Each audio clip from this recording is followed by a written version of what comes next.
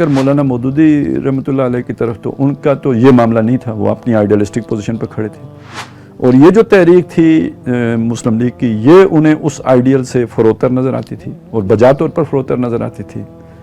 لیکن جماعت اسلامی تو ابھی وجود میں آ رہی تھی، وہ کوئی باقاعدہ اتنی بڑی کوئی مؤثر تحریک ابھی نہیں تھی۔ تو علامہ ابو الکلام نے اگر دیکھا تو یہ تو چلو 24 سال میں ملک ٹوٹ جائے گا وغیرہ وغیرہ، یہ تو کر لیا ہے، لیکن 70 سال کے بعد ہندو کہاں کھڑا ہوگا یہ نہیں دیکھ سکے وہ۔ اب یہی وہ شخصیت ہوتی ہے کہ جو برج کر سکتی ہے، جدید اور قدیم کو آپس میں ملا سکتی ہے۔ تو علامہ اقبال جو برج کرنا چاہ رہے تھے وہ اس علی گڑھ اور دیوبند کو برج کرنا چاہ رہے تھے۔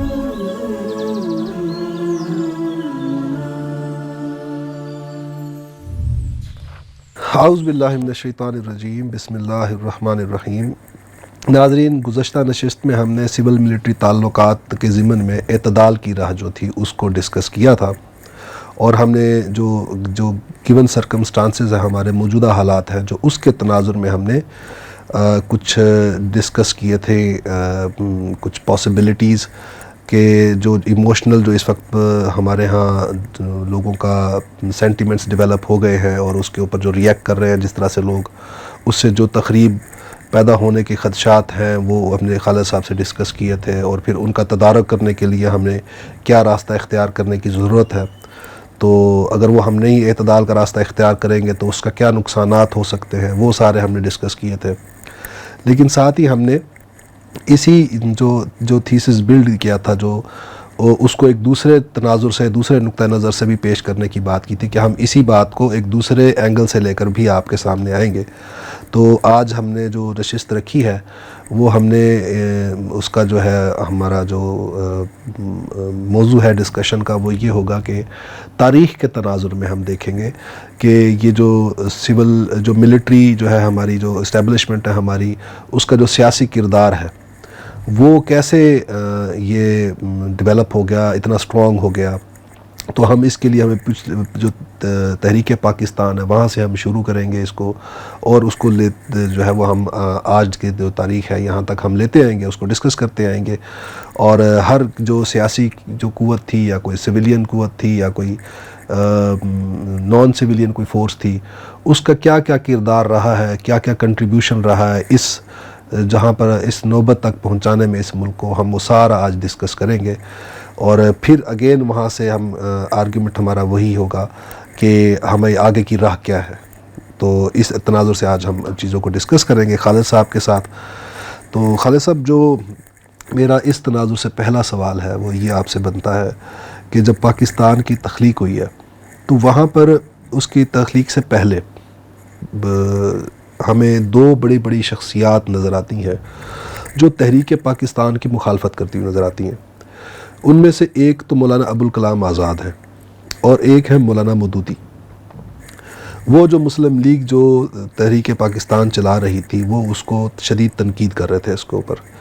تو آپ ذرا لوگوں کی ایجوکیشن کے لیے ہمارے سامنے رکھ دیجئے وہ کہ وہ کیا کیا عوامل تھی جن کی بنیاد پر مولانا ابو الکلام آزاد اور مولانا مودودی جو تھے وہ کرٹیسائز کر رہے تھے تحریک پاکستان کو، اور اپنے خدشات کا اظہار کر رہے تھے اس کے آؤٹ کم میں۔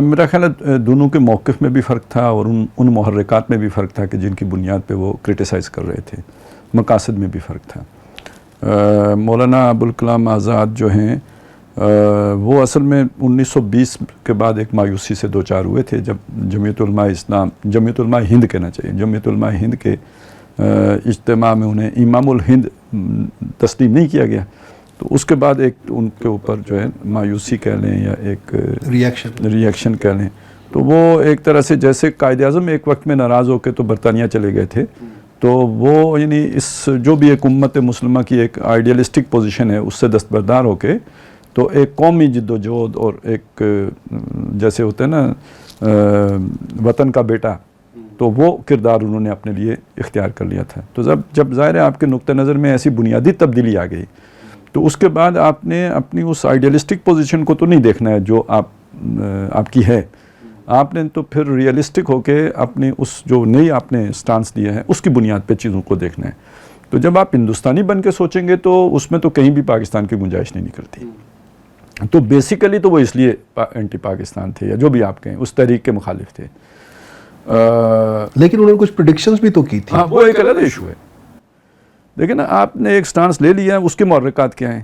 وہ سٹانس لینے کے بعد آپ نے مستقبل کا جو نقشہ آپ کو نظر آیا تو وہ کیا ہے، وہ بعد میں سچ ثابت ہوا، تو وہ ایک الگ بنیاد ہے. وہ تو آپ کے سوشل سائنٹسٹ ہونے کی بنیاد ہے، یعنی فراہم کرتا ہے کہ جی آپ کی نظر تھی، آپ ایک مدبر سیاستدان تھے. تو نو ڈاؤٹ ایسا ہے، لیکن یہ کہ جب آپ ان کے اس محرک کا جائزہ لیں گے تو وہ تو پھر کوئی اور ہوگا نا، وہ یہ تو نہیں ہے، یہ تو بات کی شے ہے.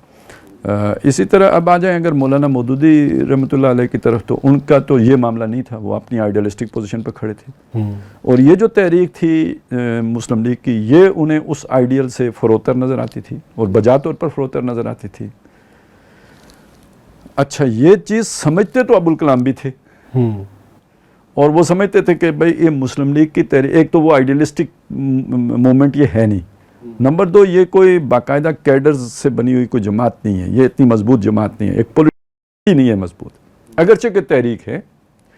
تو اگر اس تحریک کے نتیجے میں ملک بن جاتا ہے تو ایک ملک کو چلانے کے لیے جو عصبیت درکار ہوتی ہے، جو طاقت درکار ہوتی ہے، جو ایک اسبا کی کیفیت وہ ان کے پاس نہیں ہے. تو پھر اسبا ہے کدھر؟ ظاہرہ ملک چلانے کے لیے، حکومت چلانے کے لیے کوئی اسبا تو چاہیے نا، کوئی گروہ چاہیے. اور اسبا سے مراد آپ لے رہے ہیں لیڈرشپ کیڈرز، یعنی قائد اعظم ہی کھڑے ہوئے ہیں، یا آپ یوں سے کہہ لینا ایک طاقتور سیاسی قوت، کیونکہ اقتدار سیاسی قوت کے پاس آتا ہے. طاقتور جو ہے وہ یعنی کہ جو منظم ہو، طاقت تو منظم ہونے سے ہی بنتی ہے. ٹھیک ہے، تو وہ جب دیکھتے تھے کہ مسلم لیگ کے اندر یہ چیز نہیں ہے تو وہ پھر پریڈکٹ کرتے تھے کہ پھر نظر کون آتا ہے، تو اسٹیبلشمنٹ ایک طاقتور عنصر ہے. تو وہ ان کا یہ دعویٰ تھا کہ یہ جو سرکاری ملازمین ہیں یہ قبضہ کر لیں گے ملک کے اوپر. ٹھیک ہے، وہ اس کی وجہ یہ دیکھتے تھے.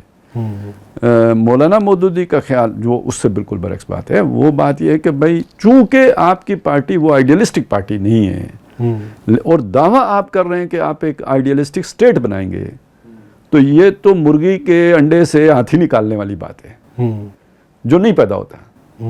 تو وہ یعنی وہ کوئی اس معنی میں پاکستان کے مخالف نہیں تھے جس معنی میں قائد اعظم ابوالکلام تھے. یہ صرف یہ بتانے والے تھے کہ بھئی اس طریقے سے وہ مطلوبہ نتائج حاصل نہیں ہو سکتے جو آپ حاصل کرنا چاہتے ہیں، اور جو کچھ آپ کر رہے ہیں اس کے نتیجے میں جو اقتدار جن لوگوں کے ہاتھوں میں آئے گا تو وہ فاسق و فاجر ہوں گے، اور وہ اسلام کے احکامات کو توڑنے میں انگریز سے زیادہ جری ہوں گے، وہ شرابی اور کبابی بدکار ہوں گے، اور پھر بھی جیتے جی جو ہے نا وہ غازی اور مر کے شہید ہوں گے.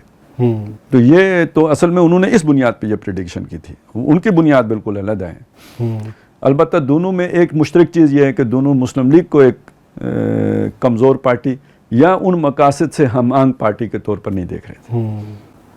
یعنی کہ مسلم لیگ جو تھی وہ نعرہ تو نظریاتی لے کر کھڑی ہوئی، لیکن خود وہ ایک نظریاتی جماعت نہیں تھی، اور وہ نعرہ جب نظریاتی لے کر کھڑی ہوئی تو اس کا مطلب ہے وہ لوگوں کے صرف جذبات سے کھیل رہے تھے. بیسیکلی دیکھیں، کھیلنے کا لفظ ذرا پھر اضافی ہو جائے گا، یعنی آپ اپنے آپ کو اس ماحول میں لے جائیں. آپ کو نظر آ رہا ہے کہ انگریز نے جانا ہے، دل کا جانا ٹھہر گیا ہے، صبح گیا یا شام گیا، یہ اب تو نظر آ گیا تھا نا سب کو، جو بھی تھوڑا پولیٹیکل سینس رکھتا ہے اس کو نظر آ گیا تھا دوسری جنگ عظیم کے بعد کہ انگریز نے تو اب یہاں نہیں رہنا. ٹھیک ہے، اس نے جانا ہے. جس اصول کے تحت انگریز نے 1857 کے بعد حکمرانی کی ہے، اس اصول کے تحت اکثریت کو حکومت منتقل ہونی ہے، جس کا مطلب یہ ہے کہ ہندو کو منتقل ہونی ہے. اس 100 سال میں یا 90 سال میں ہندو کے اندر، اب یہ دیکھیے یہ ایک نیا مسئلہ ہے، جو ہندو کے ساتھ انٹریکٹ کر رہا ہے کاروبار میں، بازار میں، محلے میں، ٹھیک ہے، وہ یہ محسوس کر رہا ہے کہ ان کے اندر شدت پسندی آ چکی ہوئی ہے، یہ اب مسلمان کا وجود گوارا کرنے کے لیے تیار نہیں ہے. یہ 90 سال پرانے والا ہندو نہیں ہے، ٹھیک ہے نا، جو 1857 کی جنگ آزادی میں ہمارے ساتھ تھا، یہ وہ ہندو نہیں ہے، یہ ہم سے اب نفرت کرنے والا ہندو ہے. ٹھیک ہے، تو ان کو تو جن کو یہ نظر آ رہا ہے وہ سمجھتے ہیں کہ جب ان کا اقتدار قائم ہوگا تو یہ انگریز سے زیادہ ہمارے لیے خطرناک ہوگا. اگر یہ بات آپ کو زیادہ ہی مطلب وہ لگ رہی ہو نا نظریاتی، تو اس کی میں ایک مثال دے دیتا ہوں کہ پنجاب میں مسلمانوں نے انگریز کی آمد کو ویلکم کیا. کیوں؟ یہاں رنجیت سنگھ تھا، تو یعنی انگریز کے مقابلے میں رنجیت سنگھ جو ہے زیادہ ورث وہ سمجھتے تھے، تو چلیں یہ ایک ریلیف پیکج آ گیا گویا. تھے دونوں ہی غیر مسلم، لیکن ایک آپ کو اس کے ایک کے اندر کوئی ڈیموکریسی یا کچھ انسانی حقوق کا تصور تھا، دوسرا تو بالکل ہی سیدھا تھا، جیسے اسپین میں یہودیوں کے نے مسلمانوں کو مسلمانوں کا ساتھ دیا تھا. تو یہ ایک آپ یہ جو ہے نا ایک نفسیات ہے. اسی میں اب مسلمانوں نے یہ سمجھا کہ یہ انگریز کی تو چلے ایک چھتری تھی جس کے نیچے وہ پھر بھی دونوں کو ایک آنکھ سے دیکھتا تھا، اور اگر کوئی گڑبڑ بھی کرتا تھا تو وہ تو سازش کے طور پر ہوتی تھی، کم از کم قانون کی سطح پہ تو برابر دیکھتا تھا.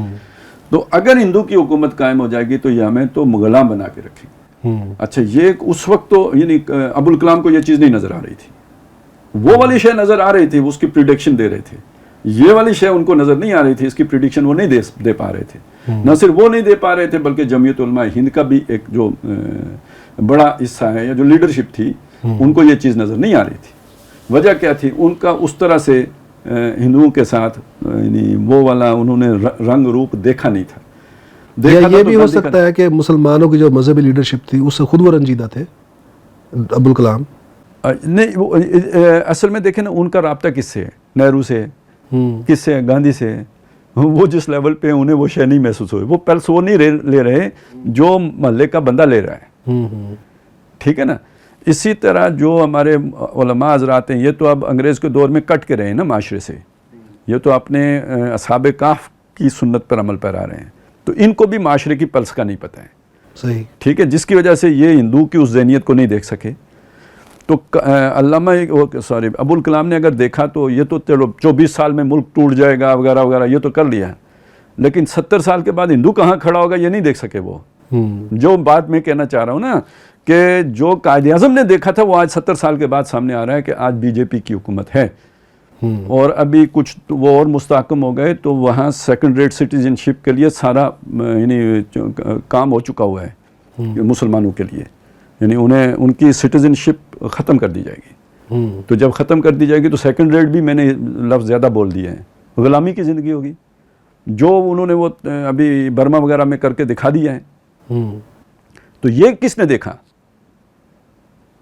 یہ وہ ویژنریز تو نہیں دیکھ سکے نا، یہ تو پھر قائد اعظم نے دیکھا کہ یہ ہوگا. اسی لیے وہ پھر حالانکہ وہ ایک وقت میں کانگریس کے اور بہت بڑے اسپوکس مین تھے تو وہ سمجھتے، لیکن انہیں سمجھ آ گئی کہ ہندو ناقابل اصلاح ہے، تو کون سی چیز کی اصلاح نہیں ہو سکتی، وہ یہ چیز تھی. تو جب تک کانگریس رہی ہے تو وہ نہرو کا اور گاندھی کا ایک پرتو رہا ہے کسی نے، یا کم از کم ظاہری انہوں نے وہ سیکولرزم کا ایک لبادہ اوڑھ کے رکھا ہے. لیکن جب اصل ہندو نکل کے سامنے آئے ہیں تو وہ وہی نکلا ہے کہ جس کو قائد اعظم نے دیکھا تھا، جس کی اصلاح نہیں ہو سکتی تھی. تو خیر یہ ایک ذرا تھوڑی سی بات آپ کے سوال سے اضافی ہو گئی، اس لیے وہ پریڈکشن کے حوالے سے تو خیر اس کو بھی بیچ میں لانا ضروری ہو گیا تھا کیونکہ وہ اس کے بغیر بیلنس نہیں ہوتا. لیکن وہ جو ان کی پریڈکشن تھی اس کی بنیاد اصل میں جس چیز کے اوپر تھی وہ یہ کہ مسلم لیگ کمزور تھی. تو اب قائد اعظم کے پاس ایک طرف انہیں نظر آ رہا ہے کہ انگریز جا رہا ہے، دوسری طرف نظر آ رہا ہے کہ یہ ہندو کی جو ہے نا صورت میں ہمارے اوپر ایک بلا آ رہی ہے، آفت آ رہی ہے. تو اب جو بھی دستیاب وسائل ہیں ان کو بروئے کار لا کے اس مصیبت سے جان چھڑانی ہے. اس کے لیے اب جو ڈیمانڈ ہے کہ جی آپ پہلے جماعت بنائیں، مضبوط کریں، یہ اس کا ٹائم نہیں ہے. تو بعض اوقات حالات کے اعتبار سے بھی دیکھنا پڑتا ہے نا، یہ سارا کوئی یعنی یہ کوئی ایسا پروجیکٹ تو نہیں ہے کہ یعنی آپ پہلے بنیاد کھودیں گے پھر بنائیں گے پھر اس کے بعد عمارت کھڑی کریں گے. تو یہ ایک حالات یعنی سیاست تو ہمیشہ حالات کے مطابق متغیر ہوتی رہتی ہے، اور ڈیسیژن میکنگ آپ کی وہ اس بدلتے حالات کے ساتھ بدلتی ہے، تبھی آپ ایک کامیاب سیاستدان ہیں. وہ ایک ہی بلکہ سیدھ میں جاتے رہیں تو پھر تو آپ کہیں پل سے نیچے ہی گریں گے. تو خالد صاحب یہ جو ایک طرف نظریاتی تحریک ہے جس کو مولانا مودودی لیڈ کر رہے ہیں، اور ایک طرف جو ہے وہ ایک قومی تحریک ہے جس کو قائد اعظم لیڈ کر رہے ہیں، ان کے درمیان ایک برج جو تھا وہ اقبال تھا. تو اقبال کے بعد پھر وہ کوئی بندہ نہیں آیا جو اس گیپ کو، ان دو جو دھارے تھے ان کو برج کر سکتا آپس میں. اصل میں دیکھیں تھوڑا سا اس کو اور طرح سے ہم دیکھ لیتے ہیں کہ جو تحریک اسلامی ہے یا جو مولانا مودودی لے کے چل رہے تھے اور جو مسلم لیگ، یہ اس کے پیچھے اقبال دونوں کے ساتھ یکساں طور پہ تھے، یہ بات تو ٹھیک ہے. لیکن جماعت اسلامی تو ابھی وجود میں آ رہی تھی، وہ کوئی باقاعدہ اتنی بڑی کوئی مؤثر تحریک ابھی نہیں تھی. عوام کے اوپر جن کے مذہبی جس طبقے کا اثر تھا وہ علماء کا طبقہ تھا. ٹھیک ہے نا. تو علامہ اقبال جو برج کرنا چاہ رہے تھے وہ اس علی گڑھ اور دیوبند کو برج کرنا چاہ رہے تھے. اس میں جو ایک مؤثر شخصیت تھی وہ خود مولانا مودودی کی تھی کہ جو بہرحال روایتی علم سے بھی متصف تھے. یہ بات بالکل غلط ہے کہ وہ عالم نہیں تھے, وہ عالم تھے, ٹھیک ہے, اور وہ اپنے وقت کے ایک طرح کے سوشل سائنٹسٹ بھی تھے. کسی نے تو ڈارونسٹ بھی کہہ دیا نا, مطلب اس حد تک ان کی سوشل ڈارونسٹ بھی تھے. تو اب یہی وہ شخصیت ہوتی ہے کہ جو برج کر سکتی ہے, جدید اور قدیم کو آپس میں ملا سکتی ہے. علامہ اقبال خود بھی یہ کام کرنا چاہتے تھے اور مولانا مودودی کو بھی وہ پنجاب میں اسی لیے لے کے آئے تھے کہ یہ وہ کام کر سکیں گے. اب جو بھی آگے پھر جا کے تو صورتحال بنی وہ اور بن گئی, لیکن یہ کہ بہرحال یہ برج کرنے کا رول در حقیقت علامہ اقبال کے بعد اگر کسی کا تھا تو وہ مولانا مودودی کا تھا. لیکن یہ تو آپ نے ایک اینگل بتایا نا کہ اقبال ان کو برج کرنا چاہ رہا تھا, لیکن اقبال کا رول تو ادھر بھی نظر آتا ہے نا ہمیں, مطلب بڑی ملٹی ڈائمینشنل پرسنالٹی نظر آتی ہے ہمیں اقبال کی, کہ یہ جو قومی تحریک چل رہی ہے اس کو بھی اقبال اس کے بھی اندر جو ہے وہ اس کی لیڈرشپ کے اندر شامل ہے, اور دوسری طرف وہ جو نظریاتی جو کورس ہے وہ اس کو بھی سپورٹ کر رہے ہیں. مولانا مودودی کو لے کر بھی اقبال آئے انڈیا سے. یہ دیکھیں جب آپ کے سامنے کوئی بہت بڑا پروجیکٹ آ جاتے ہیں تو آپ تقسیم کار کر دیتے ہیں نا, کوئی کام ایک کو سونپ دیتے ہیں, کوئی کام دوسرے کو سونپ دیتے ہیں. تو اس کا مطلب ہے حالات کی نبض اقبال کا ہاتھ ہے حالات کی نبض کے اوپر. وہ یہ سمجھتے ہیں کہ اس وقت ایمرجنسی میں جو بھی ہو یہ والی تحریک شروع کرنی چاہیے, اسی لیے وہ قائد اعظم کو بھی واپس منوا کے لائے کہ آپ آئیں, آپ ہی لیڈ کر سکتے ہیں. ان کے ذریعے سے وہ جو سیاسی جدوجہد تھی اس کا آغاز کر دیا. دوسری طرف علامہ یہ بھی سمجھتے ہیں کہ اگر وہ نظریاتی پارٹی نہیں ہوگی تو محض اس سیاسی جدوجہد کے نتیجے میں وہ جس آئیڈیلسٹک سٹیٹ کا وہ سوچ رہے ہیں ہمیں موقع مل جائے گا کہ عرب امپیریلزم کے دور میں اسلام کے چہرے پہ جو داغ و دبے پڑ گئے وہ ہٹا کر اصل اسلام کی تصویر دنیا کو دکھا دیں. یہ خواب تھا نا اصل, پورا خواب یہ ہے, صرف پاکستان کا خواب نہیں ہے, اس خواب یعنی اس کا رنگ بھی ہے. تو اس کے اعتبار سے جب دیکھیں یہ سوچ ہے تو وہ یہ بھی سمجھتے تھے کہ یہ سوچ تو مسلم لیگ سے نہیں پوری ہو سکے گی, اس کے لیے ایک خالص نظریاتی جماعت چاہیے. وہی بات جو مودودی صاحب کہہ رہے ہیں, ٹھیک ہے نا. تو منہاج نبوت پہ جو قائم و خلافت اس دور سیاست کی یہی ایک دوا ہے, تو وہ کیسے قائم ہوگی؟ تا خلافت کی بنا دنیا میں ہو پھر استوار, لا کہیں سے ڈھونڈ کر اسلاف کا قلب و جگر. تو وہ اسلاف کا قلب و جگر پیدا کرنے کے لیے محنت کرنی پڑتی ہے, ٹھیک ہے, ایک عمل, وہ ایک صالحین کی جماعت درکار ہے اس کے لیے. تو وہ انہیں نظر آتا تھا کہ یہ کام مودودی صاحب کر سکتے ہیں. تو گویا ایک اپنا ایک پروجیکٹ ہے, اس کا ایک جو شعبہ ہے وہ انہوں نے قائد اعظم کے حوالے کر دیا, دوسرا یہ ہے کہ وہ مودودی صاحب کے حوالے کر دیا. یعنی ان کی سوچ مجھے یوں لگتی ہے پیچھے سے دونوں کی فیڈنگ ہو رہی ہے, دونوں کی نظریاتی جو بھی ایک یہ فیسیلیٹیشن کہہ لیں وہ ان کی طرف سے ہو رہی ہے. اور لیکن وہ ہماری سوچ کے اعتبار سے بے وقت اٹھ گئے. ظاہر اللہ کی حکمت میں وہی مناسب وقت ہوگا, اور وہ ابھی ہمیں سمجھ نہیں آئے گا, یا اللہ کی حکمتیں اتنی وسیع و عریض ہوتی ہیں کہ وہ اس سب کو وہ سارا تناظر ہمارے سامنے نہیں ہوتا. تو اس وجہ سے یہ پھر چیز وہ آپس میں جڑ نہیں سکی. اچھا, یہ بھی جو بات آپ نے کی مولانا مودودی کی پریڈکشنز کی, ہم نے ابوالکلام کے ذات کی پریڈکشن کی بات کی کہ بھئی چونکہ یہ تحریک جو ہے وہ نعرہ تو نظریاتی لے کے کھڑی ہوئی ہے مسلم لیگ, لیکن اس کا جو ہے وہ کورس جو ہے, اس کا جو منہج ہے, جو اس کی میتھڈالوجی ہے وہ ایکچولی نظریاتی نہیں ہے, نظریاتی بنیادوں پر نہیں ہے. تو اس کا انہوں نے پریڈکٹ کیا اس بیس کے اوپر کہ پھر یہ اگر ہوا ایسے تب آیا مطلب ملک تخلیق ہو گیا, تو پھر لیڈرشپ جو ہے وہ جو گیپ ہے اس کو پھر وہ انسٹیٹیوشنز آ کر اس پر قبضہ جما لیں گے جو ویل اسٹیبلشڈ ہے. جی جی جی. اور ہوا بھی یہی. لیکن ہم اس کے بعد دیکھتے ہیں کہ مولانا مودودی نے کوشش خود سے تو کی ہے نا, اس وہ جو ہم گیپ کو کہہ رہے تھے ان دونوں تحریک دھاروں میں, اس کو برج کرنے کی, کہ انہوں نے پھر انتخابات میں آ کر اس لیڈرشپ گیپ کو فل کرنے کی کوشش تو کی ہے نا. اصل میں وہ اس نظری گیپ کو فل کرنے کی کوشش, اوریجنل جو وہ ایک گیپ تھا نا اس کو فل کرنے کی یہ کوشش نہیں ہے. یہ ایک اور ڈائمنشن ہے. وہ ڈائمنشن یہ ہے کہ دیکھیں ملک بن گیا ہے, اب ملک کو چلانے کے لیے ایک اسٹرانگ ول چاہیے, جس کے لیے ایک اسٹرانگ پولیٹیکل پاور چاہیے. وہ انہیں مولانا مودودی بہت نظر رکھنے والے انسان تھے. وہ انہیں قائد اعظم کے بعد اور لیاقت علی خان کے بعد نظر آ گیا کہ مسلم لیگ میں اب وہ چیز نہیں رہی ہے. یعنی مسلم لیگ کا جو اتحاد تھا یا اس کا جو پارٹی ہونا تھا وہ نظریاتی کی بجائے قائد اعظم کی شخصیت کے گرد گھوم رہا تھا. ٹھیک ہے, اب وہ فوت ہو گئے, وہ اللہ نے اٹھا لیے. اور اس کے بعد ایک بڑی اسٹرانگ پرسنالٹی تھی رائٹ ہینڈ ہونے کی حیثیت سے قائد اعظم کے, لیاقت علی خان, ان کو شہید کر دیا گیا. اب سمجھ سکتے ہیں آپ کہ جو جیسے ہم دیکھ رہے ہیں وہ بھی دیکھ رہے تھے کہ یہ ساری مسلم لیگ کی طاقت اس طوطے کی جان میں ہے. جب وہ اڑ گئے اس کے بعد اب ایوریج لیڈرشپ ہے, وہ ہوتے نا وہ سوا سیر, مطلب یہ باقی سیر ہیں, یہ سوا سیر ہے تو چلیں یہ ان سب کو کنٹرول کر کے رکھے گا. اب وہ جو سوا سیر آپ نے اٹھا دیا, پیچھے سب سیر رہ گئے, تو ان میں اختلاف ہونا ایک نیچرل بات تھی. مودودی صاحب نے اس کو بھانپ لیا تھا اور انہوں نے اگلی بات بھی بھانپ لی تھی کہ اس کا نتیجہ کیا نکلے گا. تو انہوں نے ایک طرح کی ڈیسپریٹ ایفرٹ کیے ہیں کہ بھئی ہمارے پاس جتنی بھی جو بھی وسائل ہیں ان کو لے کر ہم الیکشن میں, چونکہ عوام بہرحال لا الہ الا اللہ کی بات کر رہے ہیں, تو اگر ہم اس بنیاد پر الیکشن میں جاتے ہیں اور ہماری حکومت بن جاتی ہے تو ہماری ایک نظریاتی پارٹی ہے. میں مطلب یہ کئی الفاظ میں تو آپ کو نہیں ملے گا, لیکن میں یہ سمجھتا ہوں کہ یہ اس طرح ہوگا کہ بھئی اگرچہ کہ ہم ابھی اتنی طاقت میں نہیں ہیں کہ جو ایک مطلوبہ عصبیت درکار ہوتی ہے کسی ملک کو چلانے کے لیے, اتنی نہیں بھی ہے, لیکن یہ کہ بہرحال کچھ نہ کچھ تو ہے نا. اقتدار مل گیا تو اس میں ہم اضافہ بھی کر لیں گے, مضبوط بھی ہو جائیں گے. تو یعنی یہ ایک خلا پیدا ہو گیا, طاقت کا خلا, پاور کا خلا, عصبیت کا خلا. یہ میں عصبیت کا لفظ اصل میں یہ عام طور پہ منفی سمجھا جاتا ہے, میں بار بار اس لیے بول رہا ہوں کہ پولیٹیکل سائنس میں عصبیت کی بڑی اہمیت ہے. کہ آپ کا یہ جو یعنی جو ہم کہتے ہیں نا طاقتور سیاسی قوت, یہ عصبیت جنریٹ کرتی ہے, وہ پیدا کرتی ہے. اس کے پیچھے جو موٹیویشنل فورس ہوتی ہے وہ عصبیت کی فورس ہوتی ہے. اب وہ عصبیت یا تو خون کی ہوگی, یا مفاد کی ہوگی, یا نظریے کی ہوگی. کوئی انہی میں سے کوئی ہو سکتی ہے کہ جس نے آپ کے درمیان جوڑ پیدا. عصبیت کسے ہم کہیں گے؟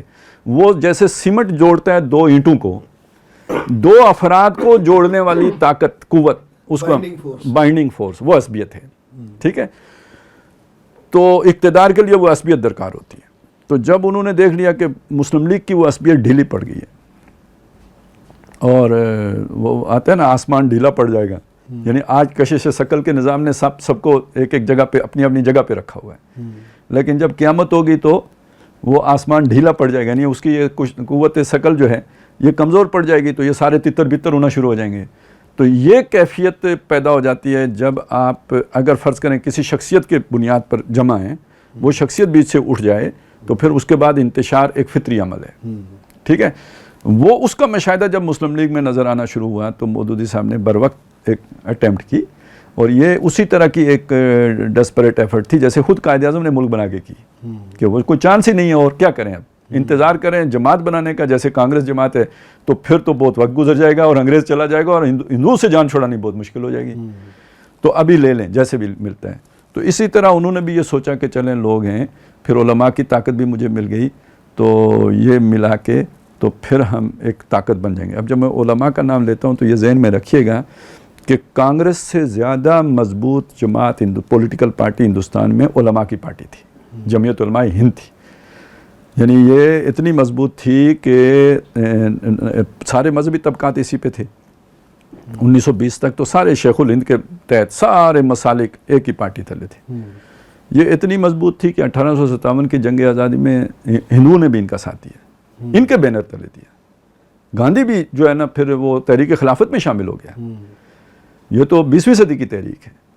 تو اس حوالے سے اگر آپ دیکھیں گے تو اصل پولیٹیکل جو فورس تھی یا طاقت تھی یا جو ویژن بھی آپ کہہ لیں, وہ علماء کے پاس تھا. وہ غیر متعلق ہو گئے, یا کانگریسی ہو گئے, یا غیر متعلق. بہت تھوڑے ہیں جو تحریک پاکستان میں ساتھ آئے.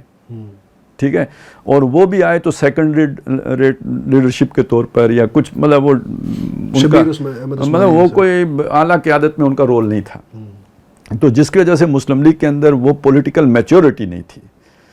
میں ساری شخصیات کی بات نہیں کر رہا, بطور جماعت بات کر رہا ہوں. ٹھیک ہے نا, وہ مسئلہ آج بھی ہے. مثلاً آپ اگر نون لیگ کو دیکھیں تو جس جگہ پہ نواز شریف مارے کھا کے کھڑا ہے, تو نون لیگ کی سیکنڈ لائن کی ساری لیڈرشپ اس کے آس پاس بھی نہیں ہے. یہ تو نظر آ جاتا ہے نا, ڈیسیژن میکنگ جس طرح کی ہوتی ہے تو اس سے نظر آ جاتے ہیں. تو یہ چیز وہاں پہ بھی تھی. تو اگر علماء مودودی صاحب کے ساتھ آ جاتے تو پھر تو یہ چیز ہو سکتی تھی جو انہوں نے سوچا تھا. لیکن وہ اسٹیبلشمنٹ بھی تو ساری رگیں جانتی ہے نا. یعنی جس پارٹی نے نظریں گاڑی ہوئی تھیں تو انہیں پتہ تھا کہ یہ اگر ان کا اتحاد ہو جاتا ہے تو یہ کتنا بڑا نقصان ہے. ٹھیک ہے, تو انہوں نے پھر نہیں انہیں دیا, وہ پھر الٹا مخالف, بلکہ کچھ ایسی تحریکیں چل گئیں جیسے وہ اپنا اینٹی قادیانی تحریک بھی تھی. اب یہ اس اعتبار سے نقصان دہ ہو گیا, الٹیمیٹلی نقصان دہ ہو گیا مودودی صاحب کے مشن کے اعتبار سے. اور اسی طرح یہ سمجھ لیجئے کہ پھر مخالفین کھڑے کر دیے گئے کہ تیرا اسلام اور میرا اسلام اور مختلف کنٹروورسیز پیدا کر دی گئیں. ڈیوائیڈ اینڈ رول والا جو اسٹریٹجی ہے وہ بیچ میں آ گئی. اور تو خالد صاحب یہ جو ہماری 1958 تک ہم دیکھیں اگر ڈیوریشن 1947 سے 1958 تک کا جو پہلا مارشل لا لگا, جو سیاسی قوتیں ہماری اور دینی قوتیں جو ہیں یہ ساری آپس میں باہم دست و گریباں نظر آتی ہیں. تو کیا یہ ان کی آپس میں جو اختلاف ہے ان کا آپس میں جو مخاصمت ہے وہ اس نے اپرچونٹی کریٹ کیا پھر وہ جو ہماری اسٹیبلشمنٹ تھی, جو سول انسٹیٹیوشنز تھے ان کے لیے کہ وہ گریب کر لیں پاور کو؟ پھر دیکھیں بیسک بات تو وہ ہے جو میں کر چکا ہوں. ٹھیک ہے, اب آگے آپ پولیٹیکل سینس بھی کہہ لیں, پولیٹیکل میچورٹی بھی کہہ لیں, یہ ساری چیزیں کہہ لیں, لیکن ایک بات اور کیوں نہیں کہتے کہ دیکھیں لوگوں کو جوڑنے کے لیے کچھ اصول بھی تو ہوتے ہیں نا. ایک سوشل کانٹریکٹ درکار ہوتا ہے, اور جسے ہم آئین کہتے ہیں. ایک گھر ہے نا, اس گھر میں یا تو کوئی پاورفل پرسنالٹی ہوگی جو پورے گھر لے کے چل رہی ہوگی, یا وہ بندے اتنے میچور ہوں گے کہ انہوں نے کچھ اپنی روایات بنا لی ہیں کہ بھائی جہاں پہ بھی رفٹ ہوگی تو ہم کیسے ریزالو کریں گے, بیٹھیں گے کیسے, کون کس کو رپورٹ کرے گا. اس گھر کے پہلے تو پھڈے نہیں ہوں گے تو یہ گھر میں بیٹھ کے انہوں نے ساری چیزیں طے کی ہوئی ہیں کہ بھائی اس طرح ان کو ہم سیٹل کر لیں گے. انہیں کسی جرگے میں جانے کی ضرورت نہیں ہے, انہیں جا کے کبھی پولیس رپورٹ کرنے کی ضرورت نہیں ہے. اچھا, لیکن جن گھروں میں یہ میچورٹی نہیں ہوتی تو انہیں پھر جرگے جا کے سیٹل کرتے ہیں. وہاں ایشوز اٹھتے ہیں, وہ خود نہیں سیٹل کر سکتے, کوئی دوسری طاقت, کوئی سیانہ بندہ جا کے انہیں سیٹل کر کے دیتے ہیں. وہاں بھی نہ سیٹل ہوں, پولیس میں جائیں گے, عدالتوں میں خجل خوار ہوں گے, خوب جو ہے نا ذلیل و رسوا ہو کے پھر بالآخر جا کے 60 سال کے ہو کے سمجھیں گے. پھر اولاد کو نصیحتیں, اگلی نسل ٹھیک ہو جائے گی اگر بڑوں کی مانے گی تو. ڈی این اے میں خرابی ہو گئی تو پھر تو علیحدہ بات ہے. لیکن یہ میں ایک آپ کو بتا رہا ہوں میچور لوگوں کا اور امیچور لوگوں کا جو بھی ایک فرق ہے. تو ہم نے اب جب آپ کی پولیٹیکل پارٹیز ہی میچور نہیں ہیں, یعنی آپ کا وہ سیاسی عمل ہوا ہی نہیں ہے, تو وہ میچورٹی نہیں آئی تو جب بڑی شخصیات اٹھ گئیں قائد اعظم اور لیاقت علی خان جیسی, تو اس کے بعد آپ کا یہ آپس میں سر پھٹاول شروع ہو گیا, رسا کشی شروع ہو گئی, اقتدار کی رسا کشی شروع ہو گئی. اس میں وہ کون سیاہی گھول رہا تھا وقت کے بہتے دریا میں, اسٹیبلشمنٹ نے اپنا لچ تلنا فرائی کرنا شروع کر دیا. وہ اس میں بھی ایمبیشیس لوگ بیٹھے ہوئے تھے. ایوب خان تو کہتے ہیں 47 سے نظریں لگا کے بیٹھا ہوا تھا. تو اب وہ نیا کھیل بھی شروع ہو گیا, اور کچھ تو ہوتے ہیں محبت میں جنوں کے آثار, کچھ لوگ بھی دیوانہ بنا دیتے ہیں. تو کچھ اندر کی خرابی تھی, کچھ انہوں نے اس میں جلتی پہ تیل ڈالنا شروع کر دیا.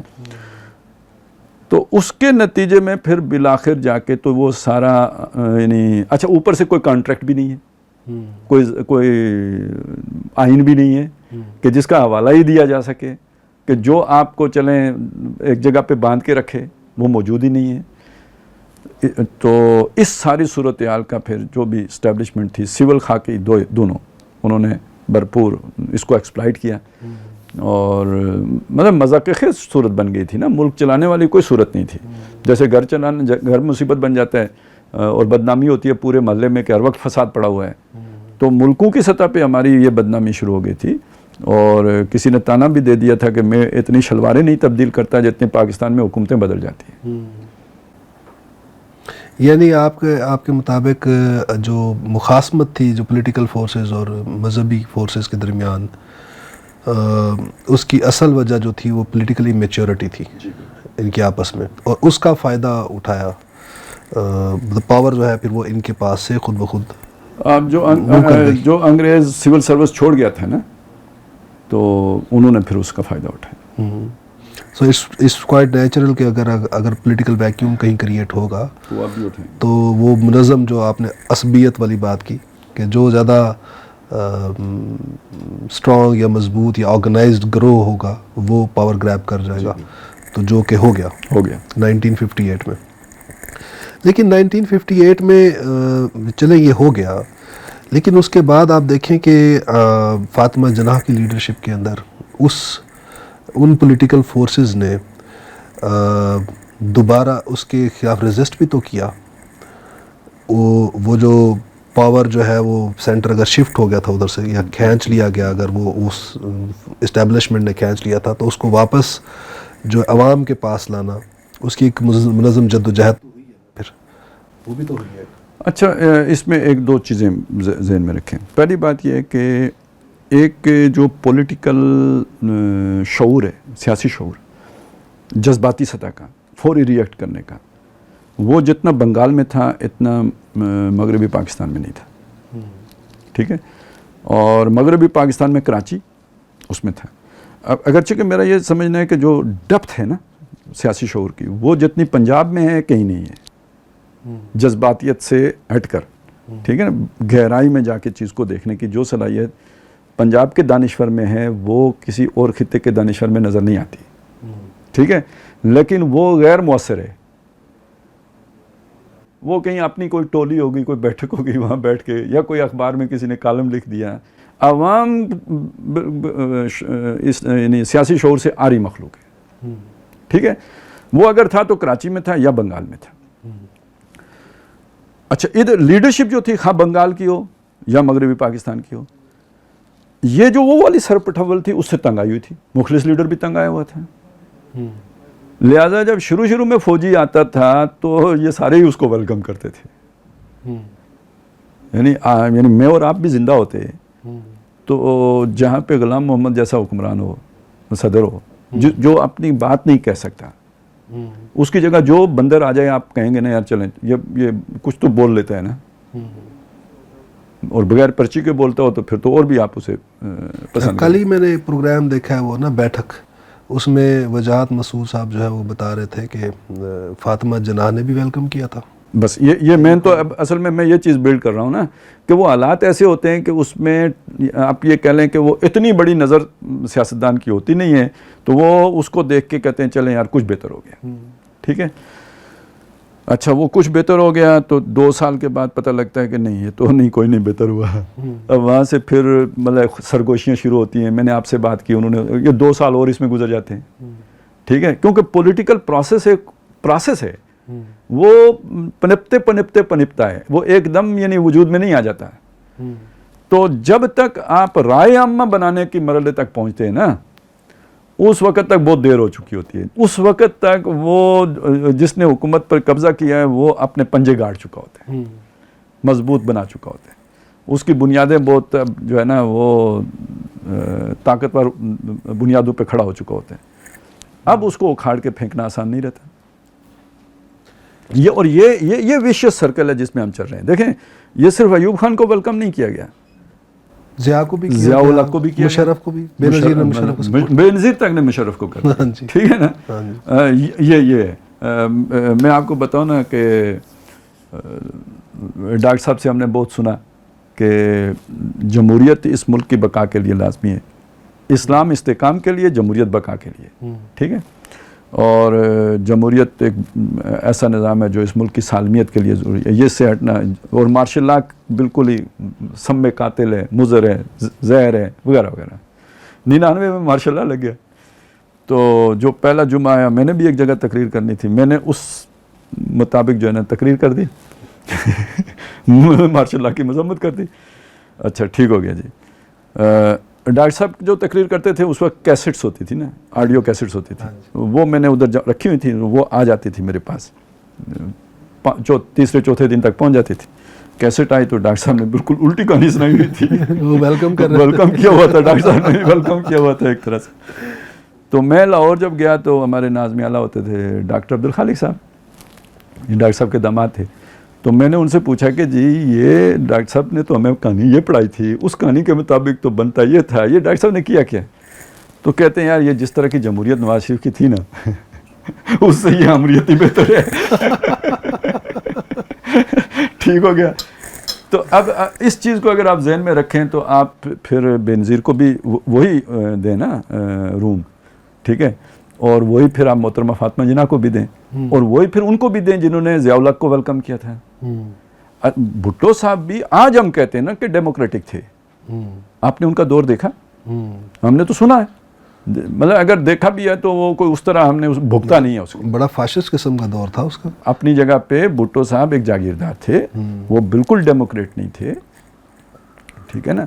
ان کی جو گروتھ بھی ہوئی تھی وہ بھی گملے ہی میں ہوئی تھی ایوب خان کے اس میں, اور پھر اس کے بعد انہوں نے ایک مناسب وقت دیکھا, اور مطلب وہ عمران خان کی ذرا ایک ایوالوڈ فارم تھی, اس میں ان میں اسٹیٹسمین شپ بھی تھی, ایجوکیٹڈ بھی تھے, مطلب وہ کھلاڑی نہیں تھے نا, مطلب انہوں نے چوکے چھکے ہی نہیں مارے ہوئے تھے. وہ ایک یعنی ان کی شروع ہی سے ایک یعنی وہ تعلیم ایجوکیشن ساری چیز جو ہے نا ایک پولیٹیشین کے طور پر تھی, گھر بھی ایسا تھا, تو وہ سارے ڈائنامکس وہ سمجھتے تھے, لیکن اپنے مزاج میں وہ جاگیردار کی کھلڑی میں تھے. وہی ایک ڈکٹیٹر والی جو اپروچ ہوتی ہے. 6 مہینے بعد ہی انہوں نے بلوچستان اور سرحد کی اسمبلیوں میں گورنر راج لگا دیا تھا, اور لیڈرشپ کو جو ہے چودھری ظہور الہی پہ بھینس چوری کا مقدمہ بنا دیا تھا, ٹھیک ہے. مخالف کو وہ برداشت نہیں کر سکتے ولی تھے. خان پہ بغاوت کا ولی خان حیدرآباد سازش کیس میں وہ پوری پارٹی بین ہو گئی تھی, ٹھیک ہے, بلوچستان میں آپریشن ہو رہا تھا. تو اس کا مطلب یہ ہے کہ ہم اب تک جو بھی 75 سال ہو گئے ہمیں سفر کرتے ہوئے, یہ سیاسی سفر کرتے ہوئے, تو یہ جو 2006 میں چارٹر آف ڈیموکریسی ہوا ہے بے نظیر اور نواز شریف کے درمیان, یہ ہم اس کو اپنی پاکستان کی تاریخ کا ایک ٹرننگ پوائنٹس کہنا چاہیے ہمیں. اصل میں یہ جب پرویز مشرف کا مارشل لا لگا ہے نا, بے نظیر نے تو وہ کر دی جو بات اس نے کی تھی اس موقع پہ کی تھی, کیونکہ اسے امید لگی تھی اس سے. تو یہ آپ ذہن میں رکھیں کہ نواز شریف کی اس وقت 2 تہائی اکثریت تھی, تو کچھ تو انفلوئنس تھا نا پبلک پہ. 2 تہائی اکثریت محض ایجنسیاں تو نہیں دلا سکتی, مطلب ساری اسٹیبلشمنٹ مل کے آپ اور مجھے 1 سیٹ نہیں جتوا سکتے, ٹھیک ہے نا. تو 2 تہائی اکثریت تو بہت بڑی بات ہوتی ہے. تو اس چیز کو آپ سمجھ لیجئے کہ وہاں پہ کیا سوچ پیدا ہوئی تھی. بے نظیر نے تو وہ کام کیا تھا.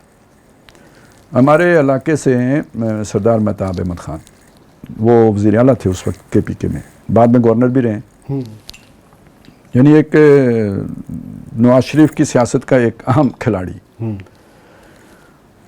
تو جب مارشل لا لگا تھا نا, تو اس کے بعد ان کا جو پہلا بیان آیا تھا, نواز شریف لوگ اندر ہو گئے, ان کو نہیں پکڑا تھا, لیکن انہوں نے جو پریس کانفرنس کی یا کسی کی پریس کانفرنس میں وہ بھی تھے, تو وہاں انہوں نے جو بات کہی تھی کہ وہ یہ کہا تھا کہ اب وقت آ گیا ہے کہ سیاستدان بھی ایک پلیٹ فارم پہ جمع ہو جائیں, ٹھیک ہے. اب یہ ہے جسے آپ سوشل ایوولوشن کہیں گے, کہ مار کھا کھا کھا کے بندہ سیکھ جاتا ہے کہ یہ ہماری لڑائی کی وجہ سے سارا ہو رہا ہے. میں سمجھتا ہوں کہ یہ وہ سینس تھی کہ جو رفتہ رفتہ پینیٹریٹ کیا جس نے پولیٹیشنز میں, جس نے جا کے 2006 میں پھر وہ بچہ جنا ہے جسے ہم وہ کہتے ہیں میثاق جمہوریت کہتے ہیں. اس میں ایک غلطی تو پھر ان لیڈروں سے ہوئی. آپ دیکھیں اس میں مولانا فضل الرحمان بھی تھے, اگرچہ کہ وہ کوئی خوشی اس میں نہیں تھے, وہ تو مشرف کی پارٹی کا حصہ تھے. یعنی یہ جو دور ہے مولانا کا سیاسی اعتبار سے بہت برا دور ہے, گندا دور ہے, مشرف کا ایرا. اس سے پہلے بھی ضیاء الحق کے ایرا کا صاف دور ہے مولانا فضل الرحمان کا. آئی جی آئی کے دور میں مولانا نے کوئی آئی جی آئی میں حصہ نہیں لیا ہے, وہ اسٹیبلشمنٹ سے فاصلے پہ رہے ہیں. بہترین دور ہے, گندا ترین ان کی پوری سیاسی کیریئر کا دور مشرف کا دور ہے, ٹھیک ہے. تو اس وقت وہ مطلب کوئی خوشی ان کے ساتھ نہیں تھے, لیکن ساتھ تھے, اجلاس میں شریک ہوئے تھے. وہ ان دنوں لال مسجد کا آپریشن بھی ہو رہا تھا, تو اچھا تھا وہ, مطلب میں ادھر مصروف ہوں کہہ کے چلے گئے تھے. عمران خان بھی ان کے ساتھ تھا, ساری پارٹیز تھی, ٹھیک ہے, اور دامے در میں سوکھنے تھا. جی. اب وہاں شاید انہوں نے, یہ مجھے پوری طرح یاد نہیں, لیکن مجھے لگتا ہے کہ یہ بھی طے ہوا تھا کہ پرویز مشرف کی اقتدار میں الیکشن میں ہم حصہ نہیں لیں گے. کوئی ایسی بات ان کی طے ہوئی تھی. جس کے تحت یہ جب واپس آئے تو الیکشن اناؤنس ہوئے، پھر بینظیر کو شہید کر دیا گیا، تو نواز شریف نے بھی اعلان کر دیا کہ ہم الیکشن میں حصہ نہیں لیں گے. عمران خان نے بھی کر دیا، جماعت اسلامی نے بھی کر دیا. ٹھیک ہے، یہ بات کوئی نہیں بیان کرتا ہے کہ یہ ہوا. پھر زرداری صاحب نے کوئی ایسی گھمن گیری ڈالی، ایک تو وہ پاکستان کھپے والی ڈالی. نہیں، یہ تو بے نظیر کی ڈیتھ کے بعد ہوا تھا، اسی کی بات کر رہا ہوں. ہاں جی، ٹھیک ہے نا، کہ اس میں آ کے انہوں نے نواز شریف کو الیکشن پہ راضی کر لیا. یہ ان دونوں نے فیصلہ کر لیا، انہوں نے عمران خان سے پوچھا ہی نہیں. ٹھیک ہے، تو پہلی لات عمران کو انہوں نے ماری ہے. اب وہ بالکل سیاسی طور پہ وہ تناؤ ہو گیا. یہاں سے اسے یہی وہ دور ہے جو دیکھیں آپ اصل میں نقصان کس کا کر رہے ہیں؟ اسٹیبلش. آپ ایک ہو گئے ہیں جب میثاق کر لیا ہے، تو نقصان میں کون سی پارٹی جائے گی؟ اسٹیبلشمنٹ جائے گی نا. تو اب انہوں نے ہاتھ پاؤں مارنے ہیں کہ نہیں مارنے ہیں؟ تو ان کے ہاتھ میں تو آپ نے خود اپنا بندہ پکڑا دیا. جب آپ نے اسے اپنے صفحے سے اتار دیا ہے یا اپنے جہاز سے اتار دیا ہے، تو اب اس نے کوئی اپنی سیاسی زندگی بچانے کے لیے دائیں بائیں دیکھنا ہے. انہیں تلاش ہے کہ اب کوئی تھرڈ پارٹی پیدا کریں، کیونکہ تھرڈ پارٹی پہلے رول ہوتا تھا نا، مذہبی لوگوں کا رول ہوتا تھا. یہ چونکہ کوئی بھی پولیٹیکل پارٹی مضبوط پارٹی نہیں تھی، لہذا اس کے پاس اسٹریٹ پاور نہیں ہوتی تھی. یہ تو ہوتا تھا کہ الیکشن جیت جائیں لیکن سڑکوں پہ آ کے احتجاج کر سکیں، یہ کسی پارٹی کے پاس یہ طاقت نہیں تھی. یہ مذہبی پارٹیوں کے پاس تھی، اسٹریٹ پاور ان کے پاس ہوتی تھی. لہذا کبھی بھی کسی بھی سیاسی حکومت کو اگر آپ نے انسٹیبل کرنا ہے تو وہ مذہبی کارڈ کھیلا جائے گا. یا ان کو کوئی توہین رسالت ہو گئی ہے، یہ ہو گیا ہے، سلمان رشدی کا کیس کر لیں، کچھ کر لیں، تو اس سے ایک آپ پولیٹیکل انسٹیبلٹی کریٹ کر لیں گے، تو پھر بہانہ بنا کے 58(2) بے لگا کے تو گورنمنٹ فارغ کر دیں گے. یہ تھا 9/11 سے پہلے. 9/11 کے بعد آپ کا جو بھی یو ٹرن ہوا اس میں اب مذہبی لوگوں کی گنجائش نہیں تھی، آپ ان کو سیاسی انفلوئنس نہیں دے سکتے تھے. لہذا انہیں کچھ ایک نئے کریکٹر کی ضرورت تھی. اور جب دو پارٹیاں ہیں اور دو پارٹیاں آپس میں میثاق جمہوریت میں بند گئی ہیں، تو اب تھرڈ پارٹی چاہیے کہ جو ان دونوں کو گندا کرے. وہ انہیں ایک پاورفل اسٹرانگ پرسن مل گیا، عمران خان. مل گیا یا اس کو بنایا گیا؟ مطلب آپ نے ناراض کر دیا تو مل گیا نا، آپ نہ ناراض کرتے تو نہ ملتا. لیکن خالد صاحب، عمران خان صاحب کی اگر پولیٹیکل ہسٹری کو دیکھیں تو اس میں پولیٹیکل اپرچونزم جو ہے وہ شروع دن سے آج تک نظر نہیں آتا. مجھے وہ پولیٹیشین بتائیں کہ جس میں یہ نہ ہو، موقع پرستی نہ ہو. لیکن پولیٹیکل سٹنگ جو ہے نا، یہ جو جبلتی ہے، یہ موقع پرستی ہے. ایشو نظر آ جائے نا سیاستدان کو، ایشو جس ایشو سے اسے چار کوئی جو ہے نا حمایتی مل سکتے ہوں، تو وہ تو اس پہ ایسے ٹوٹ پڑتا ہے جیسے کوئی جانور جو ہے نا کسی وہ ونڈے پہ ٹوٹتا ہے. لیکن چارٹر آف ڈیموکریسی کے بعد مسلم لیگ اور مسلم لیگ نون ہے اور پیپلز پارٹی ہے اور دیگر جماعتیں جیسے مولانا فضل الرحمان ہے، وقت وہ کیا کہتے ہیں محمود اچکزئی ہیں، ANP ہے جو بڑی پولیٹیکل فورسز ہیں ہماری. یہ انہوں نے تو ایک دوسرے کو پھر نئی ٹانگیں کھینچی اس کے بعد سے. 2008 سے 13 کا ٹرموائل کتنا ٹرموائل تھا. بالکل صحیح بات ہے. لیکن اس میں بلکہ یہ بھی کہیں کہ ایک میچورٹی بھی ہے، ٹھیک کھینچی بھی ہے، ایک لمٹ کے اندر رہ کے کھینچی. ٹھیک ہے، مطلب تھوڑا بہت تو کھیل لگتا ہے یہ نا. مطلب زرداری صاحب ابھی بھی چاہیں گے کہ پنجاب میں ان کو انفلوئنس مل جائے. زرداری صاحب نے گورنر راج بھی لگایا پنجاب میں. ٹھیک ہے، یہ تھوڑی بہت ایک کھیل کھیلا ہے، لیکن اپنے قابو میں رکھ کے کھیلا. جہاں لگا کہ یہ فائدہ اسٹیبلشمنٹ کو جائے گا وہاں پہ قدم پیچھے ہٹائیں. یہ ان بڑی پارٹیوں کی یہ ایک یعنی اس عرصے میں میچورٹی سامنے آئی ہے. ٹھیک ہے، اس میں کوئی شک نہیں ہے. لیکن یہ جو ایک پلیئر آپ نے اتار دیا تھا، ایک ایکٹر کہہ لیں، پلیئر کہہ لیں، فیکٹر کہہ لیں، جو مرضی کہہ لیں، وہ اس کو ہاتھوں ہاتھ لیا گیا. ایمبیشنز تو ہوتے ہی ہیں، نہیں تو آپ پالیٹکس میں کیوں آتے ہیں. ٹھیک ہے، اس کو ہاتھوں ہاتھ لیا گیا، فیسیلیٹیٹ کیا گیا، اور پھر اس کو اپنا یعنی یہ اصل میں یہ کہنا کہ وہ کوئی عوامی کانسٹیٹوئنسی سے آئے تھے، نہیں، وہ تو اصل طاقت کے گڑھ سے جو ان کی کانسٹیٹوئنسی تھی، وہ سویلین ضیاء الحق تھے. ٹھیک ہے نا، وہ سویلین پرویز مشرف تھے، وہ سویلین ایوب خان تھے. بلکہ ان سے زیادہ بدتر تھا جبر کے پرسپیکٹو سے دیکھیں اگر ہم. وہ اس کا بھی وہ بھی ایک وجہ ہوتی ہے، کیونکہ جب آپ کا ایک تجربہ ہو ایڈمنسٹریشن کا تو آپ کو پتہ ہوتا ہے لمٹس ہوتی ہیں، اس میں بھی آپ کی گرومنگ ہو رہی ہوتی ہے. آپ ڈکٹیٹر بھی ہیں نا تو پھر بھی ایک حد تک جاتے ہیں. آپ کو پتہ ہے کہ بھائی آپ جب کسی کو بالکل کارنر کر دیں گے تو بلی بھی حملہ کر دیتی ہے, تو آپ ان لیمٹس کو کبھی کراس نہیں کرتے. تو گویا وہ بھی کوئی نہ کوئی اصول کے تحت ہوتی ہے. جب آپ بالکل ہی کسی آدمی جس نے کچھ نہ سیکھا ہو یا جس کی کل لیڈرشپ کوالٹی 11 آدمیوں پر ہو اور وہ بھی لاتے مار کے ہو, ایک کیچ ڈراپ ہو گیا تو دفعہ ہو جاؤ, فیلڈ سے نکل جاؤ. انل دلپت کا ساتھ یہی ہوا تھا. میں وہ میچ میں دیکھ رہا تھا کہ جب کیچ ڈراپ ہوا اس کے بعد وہ بلینک ہو گیا, انتظار فرمائیے آ گیا. تو جب انتظار فرما کے دوبارہ ہم بحال ہوئے تو وکٹ کیپنگ جو ہے نا جاوید میاں کر رہا تھا. ٹھیک ہے, تو جب آپ یعنی پھر فاسٹ بالر, اس کی اپنی ایک ہاسٹیلٹی ہوتی ہے. اسے تو پہلے کوئی کپتان نہیں بناتا تھا, یہ شاید پہلا آدمی ہے جسے کپتان بنایا گیا ایز اے فاسٹ بالر. نہیں تو فاسٹ بالر کو یعنی بیٹس مین ہوتا تھا ٹھنڈے مزاج کا, اسے کپتان بنایا جاتا تھا. فاسٹ بالر کو کبھی کسی نے کپتان, یہ روایت وہ بھی نہیں ہے, نیا پاکستان ہے وہ بھی. تو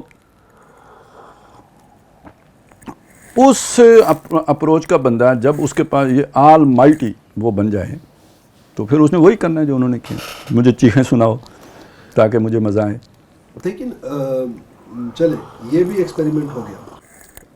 مطلب اسٹیبلشمنٹ نے جب دیکھا چارٹر آف ڈیموکریسی کے نتیجے میں جتنی بھی اسٹیبلشڈ پولیٹیکل فورسز ہیں انہوں نے اب یہ فیصلہ کر لیا کہ اب ہم نے اپنا کندھا نہیں پیش کرنا اسٹیبلشمنٹ کو, اور ہم ایک دوسرے کو سپورٹ کریں گے, فیسیلیٹیٹ کریں گے. اور ہمیں وہ نظر بھی آیا 2008 سے لے کر 2018 تک. نہیں اب 22 بھی کہیں.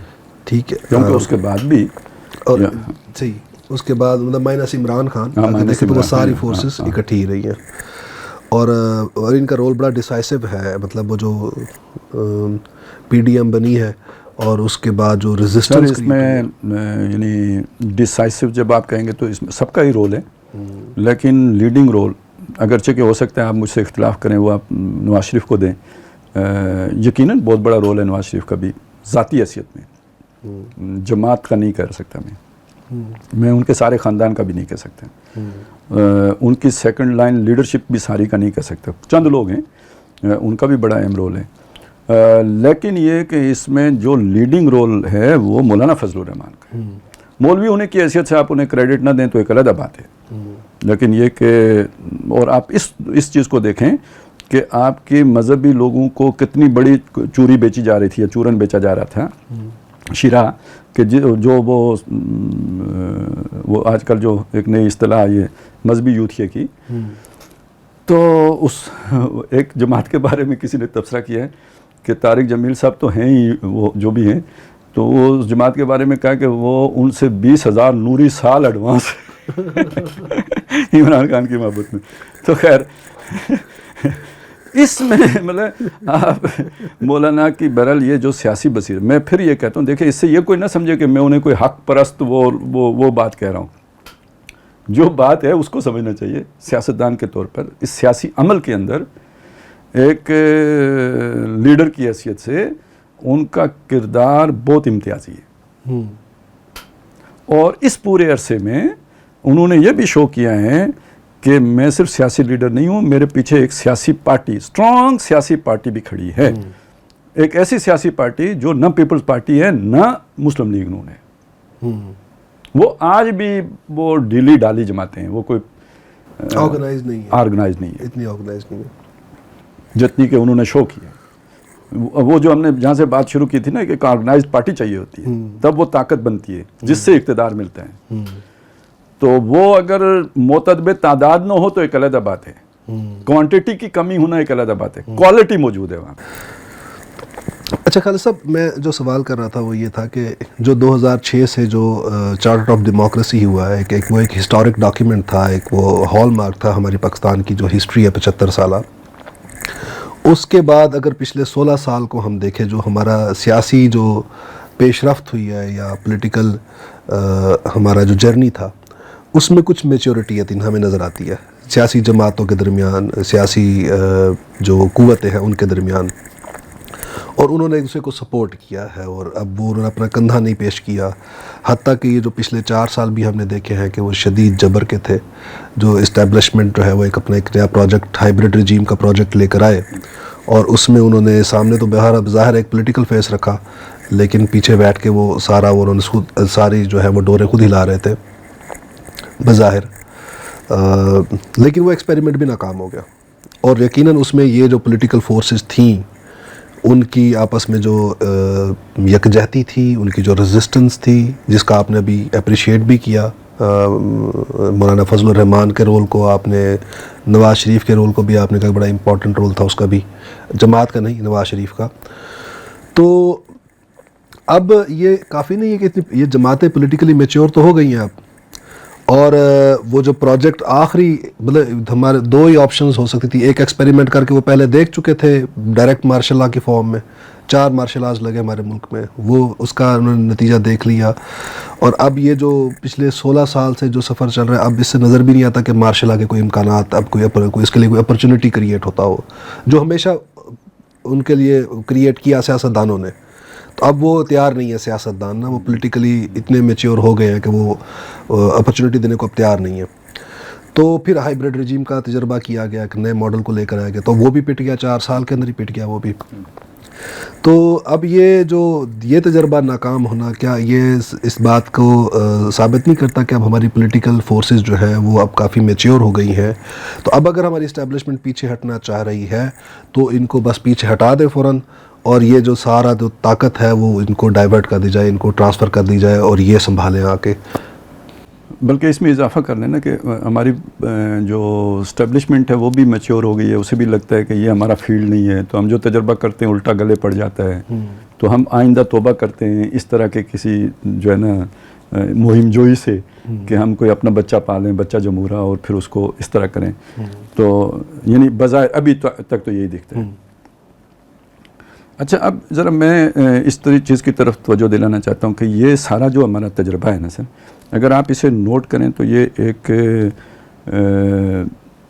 یعنی غیر شعوری عمل ہے، یہ رولنگ سٹون والا عمل ہے. ادھر سے تھپڑ پڑتا ہے ہم ادھر آ جاتے ہیں، ادھر سے تھپڑ پڑتا ہے ادھر چلے جاتے ہیں. اس کے اندر کوئی باقاعدہ کوئی شعوری عمل کا کوئی دخل نہیں ہے.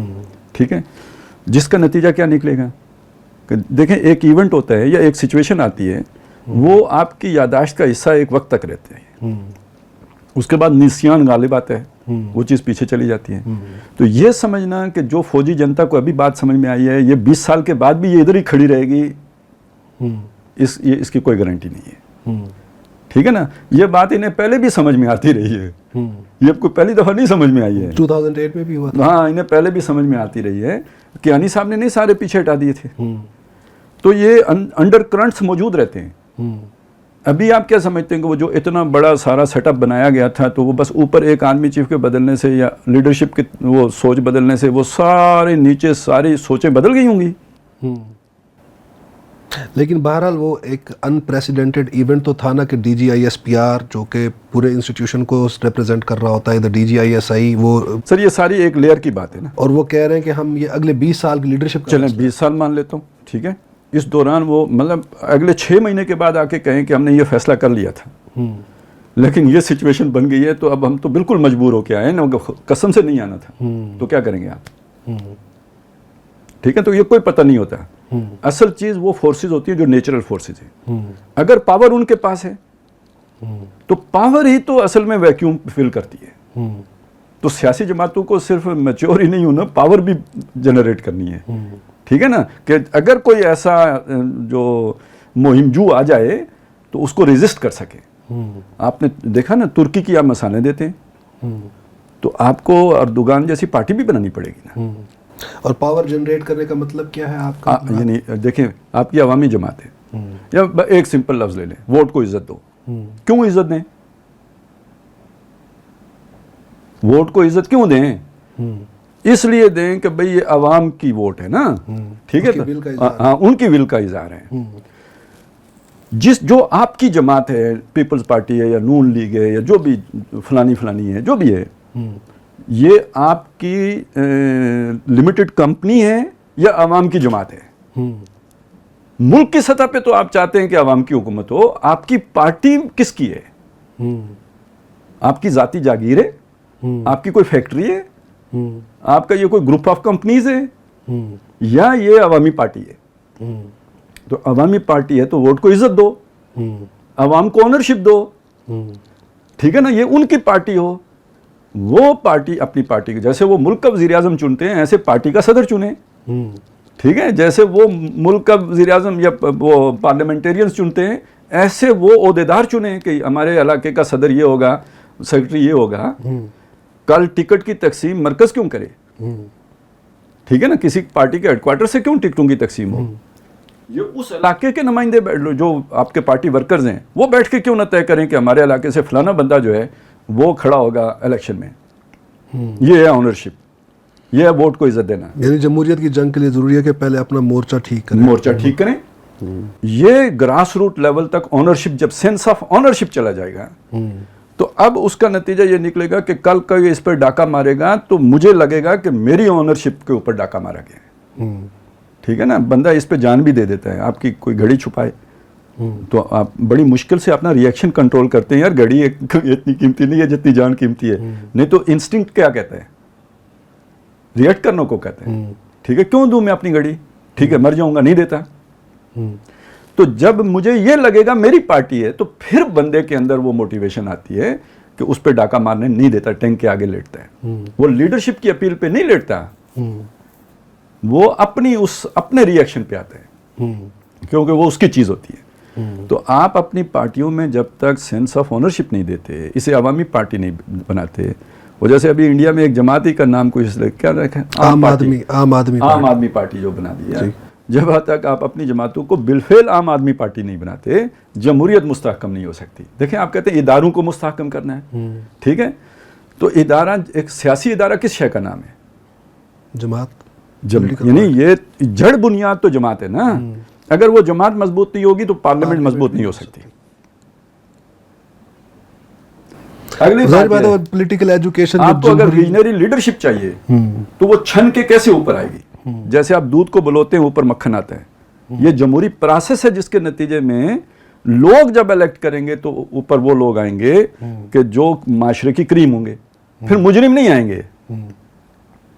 ٹھیک ہے نا, لیکن جب اوپر بیٹھا ہوا ایک, مطلب آپ مافیا کہہ لیں, ہم اگر ادھر کہتے ہیں مافیا تو ادھر بھی تو مافیاز بیٹھے ہوئے ہیں, تو وہ تو اپنی پسند کا بندہ لے کے آئیں گے جو ان کی خوشامد کرے گا. ٹکٹ اس کو دو, صدر اس کو بناؤ. تو جب نیچے نظر آ رہا ہے کہ پارٹی تو ان کی ہے, ٹھیک ہے نا, تو پھر جب یہ ہوگا تو اس کے نتیجے میں لوگوں کو وہ اونرشپ, ٹھیک ہے وہ ایک جذباتی وابستگی ہوگی, جان کوئی نہیں دے گا, افسوس کریں گے کہ وہ حکومت کیوں ختم ہو گئی, لیکن یہ کہ اس کے لیے کوئی وہ جدوجہد کرنے کے لیے نہیں تیار ہوں گے. اس اعتبار سے ہم جب دیکھتے ہیں تو جمہوریت ابھی کوئی مستحکم نہیں ہے. ٹھیک ہے نا, یہ ابھی تک اس طرح کی عوامی جماعتیں ہمیں نظر نہیں آتی ہیں جس میں یہ اونرشپ عوام کو حاصل ہو.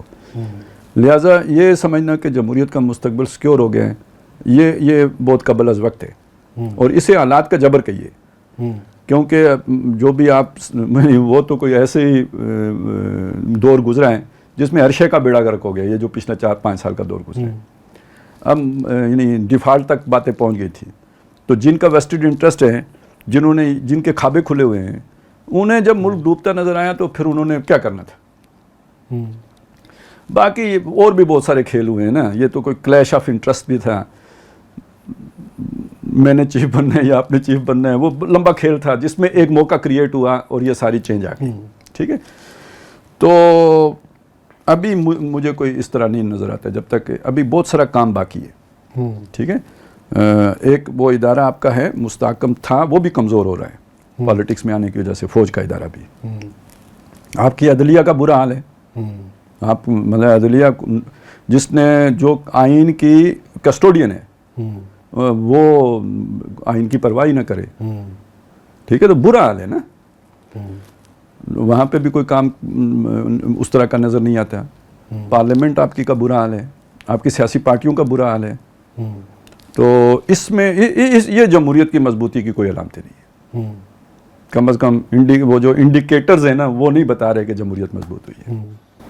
تو یہ وجہ ہے کہ آپ کہہ رہے ہیں کہ جو اسٹیبلشمنٹ ہے اس کی جو ریٹریٹ ہے وہ گریجول ہونے چاہیے. ہاں, یہ ایک علیحدہ ایشو ہے کہ اب اس حالات میں ایک ریئیکشن کے نتیجے میں اگر یہ فیصلہ کر لیا جاتا ہے کہ جی ہم اب بالکل مداخلت نہیں کریں گے, یہ کوئی دانشمندانہ فیصلہ نہیں ہوگا, کیونکہ ابھی آپ کی پولیٹیکل لیڈرشپ اتنی میچور نہیں ہے. ادھر دیکھیں آپ نے میچور ہونے بھی نہیں دیا کیونکہ آپ کے اپنے عزائم تھے.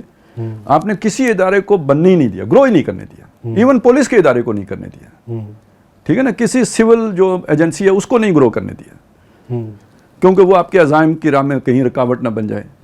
تو یہ تو ایک برگد کا درخت تھا جس نے سب کو اپنے اندر جو ہے نا وہ کر کے مرجھا کے رکھا. تو اب اچانک اگر آپ وہ درخت کاٹ دیں گے تو یہ جو نیچے چھوٹے چھوٹے پتے ہیں یہ دھوپ سہنے کے قابل نہیں ہیں. تو اب یہ گریجولی پروسیس ہونا چاہیے. نیت صاف ہونی چاہیے کہ ہم اب مداخلت نہیں کریں گے, لیکن یہ کہ کچھ عرصہ انگلی پکڑ کے چلانا چاہیے. اور ان کو بھی ضرورت ہے پریشرائز کرنے کی کہ ہمیں آپ کہتے ہو آئین کی پابندی کرو اور ووٹ کو عزت دو, تو ذرا ادھر بھی تو آئین کی پابندی کرو اور ووٹ کو عزت دو اپنی پارٹیوں کے اندر بھی, ٹھیک ہے نا. نہیں تو عدلیہ کو فعال کریں, الیکشن کمیشن کو فعال کریں کہ یہ کیا ڈرامے بازی لگا رکھی ہے تم, ہمیں یہ بھرتیاں کر کے کھانا پوریاں کر کے دے دیتے ہو کہ جی الیکشن ہو گئے, جی یہ ہو گیا. نہیں, پراپر کرو, ٹھیک ہے نا. تو الیکشن کمیشن بھی مؤثر ہو, ادارہ بنے الیکشن کمیشن بھی, اور عدلیہ بھی ادارہ بنے, پارلیمنٹ کو جو ہے وہ اسٹرینتھن کریں, اور اسی طرح سیاسی پارٹیوں پر بھی. پھر یہ کہ یار بڑی پالیسیز بننی ہوتی ہیں. یہ تو ابھی اتنی میچور قیادت نہیں ہے کہ پوری دنیا, یعنی یہ پاکستان کی حد تک تو شاید سوچیں, لیکن اب جو عالمی ولیج, گلوبل ولیج جسے آپ کہہ رہے ہیں, اس کی جو پیچیدگیاں ہیں اس کے لیے جو تھنک ٹینکس ہونے چاہیے. ہماری سیاسی پارٹیوں کی بیک پہ تو وہ موجود نہیں ہے. تو آپ بالکل ہی اگر ویسے میرا تو کوئی یقین ہی نہیں ہے اس بات کے اوپر, نیوٹرل ہونے والی بات کے اوپر. یہ ایک بات ہے جو ری ایکشن میں کی جا رہی ہے, یہ بالفعل ممکن نہیں ہے, ہو نہیں سکتا, اور یہ بہت خطرناک بات ہے, ملک کے اعتبار سے ویسے خطرناک ہے. اور جب آپ اتنا شدید ری ایکشن دے رہے ہیں کہ نیوٹرل ہو رہے ہیں, بالکل بالکل مڑ کے دیکھنا ہی نہیں ہے, تو اس کا ری ایکشن بھی اتنا ہی شدید ہوگا. یہ مجھے بجائے نیوٹرل ہونے کی بات کے, یہ مجھے مستقبل کے کسی عزم کا ایک اندیا لگتا ہے. چلے وہ تو خیر ایک الگ ڈیبیٹ ہے کرنٹ افیئرز کی. ہم تو ابھی چونکہ اکیڈمک پرسپیکٹو سے چیزوں کو ذرا ڈائسیکٹ کر رہے ہیں, انالائز کر رہے ہیں. تو مطلب یہ کہ جو ہماری جو اسٹیبلشمنٹ ہے اس نے, اگر کیونکہ پچھلے پروگرام میں ہم نے کہا تھا کہ ہمیں امید کرنی چاہیے کہ جو کہہ رہے ہیں صدق کے دل سے کہہ رہے ہیں, جو ارادے کا اظہار کر رہے ہیں, تو ہم اس کو فیس ویلیو پہ لیتے ہیں. تو اچھا, اب جو آپ نے ایک ورڈ یوز کیا, انگلی پکڑ کے ان کو چلنا چاہیے, اگر اس کو میں تھوڑا سا اجازت دیں آپ, تو میں تھوڑا سا اس کو اس کی کونوٹیشن کو تھوڑا سا کر دوں کہ ان کو رول جو ہے وہ فیسیلیٹیٹیو رول ادا کرنا چاہیے, سپورٹ کرنا چاہیے. انسٹیٹیوشنز کو جو ہے جو اسٹرینتھ چاہیے اس کے پیچھے وہ سپورٹ کریں, ان کو عدلیہ کو سپورٹ کریں. دل ابے والا سلوک, مطلب اگر کوئی جوڈیشری کے اندر جسٹس فائز عیسیٰ اگر کوئی کھڑا ہو رہا ہے, علم اٹھا رہا ہے حق کا کوئی, تو اس کو سپورٹ کرے بجائے اس کو اس کی ٹانگیں کھینچے. اگر کوئی الیکشن کمشنر کھڑا ہو کر کوئی سیدھا راستے پر چلنا چاہ رہا ہے, ایمانداری کے راستے, تو اس کو سپورٹ کرے.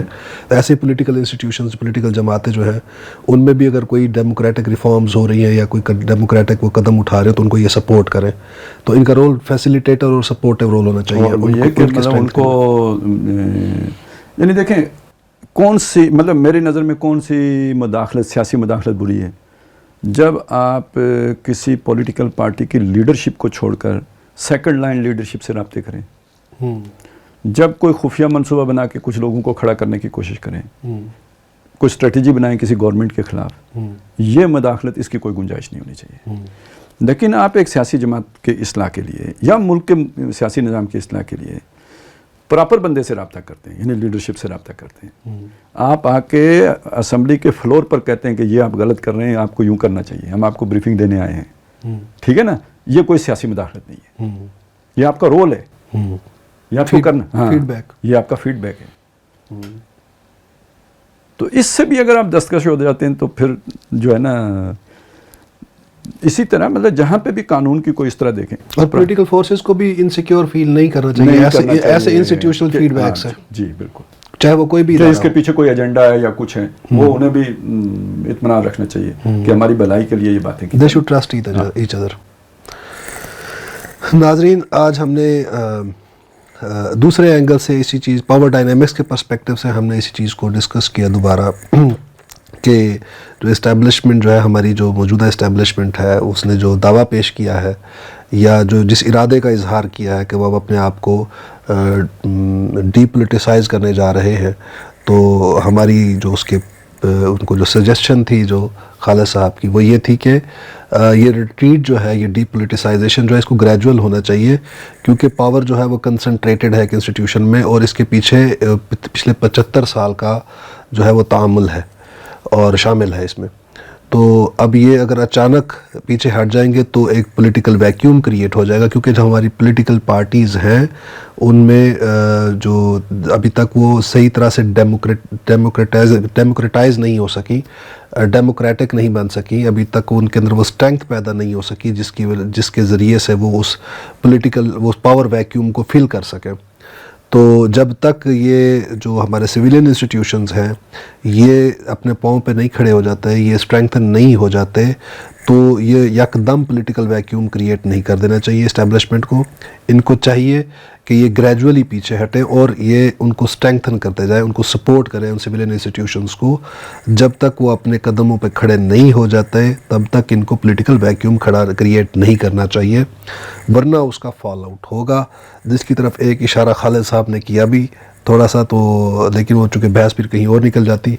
تو ہم انشاءاللہ اپنی اگلی نشست میں یہ جو ہمارا ملک میں جو ہماری جو 75 سال کی جو ہماری ہسٹری ہے، اس میں جو ڈیموکریٹک پروسیس ہے ہمارے ملک میں چلا ہے، جمہوری پروسیس جو ہے وہ اس کا کیا کون سے ارتقائی مراحل ہیں وہ جو اس نے طے کیے ہیں، اور کون سی ٹھوکریں ہیں جو اس نے کھائی ہیں، اور کیا سیکھا ہے ان ارتقائی مراحل سے ہمارے ڈیموکریٹک انسٹیٹیوشنز نے یا جماعتوں نے، ہم اس کو بھی زیر بحث لائیں گے اور دیکھیں گے کہ کیا ہم نے کچھ مثبت پیش رفت بھی کی ہے اس 75 سال جو ہماری تاریخ کا سفر ہے اس میں. تب تک کے لیے ہمیں اجازت دیجیے. اللہ حافظ.